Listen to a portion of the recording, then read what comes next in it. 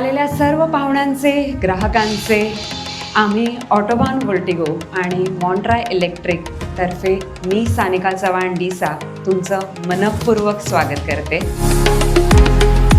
मराठीत काय बोलतात मला कोणी सांगेल का? लायसन्सला काय म्हणतात मराठीत? अरे वा, लायसन्सला परवाना म्हणतात. बरोबर.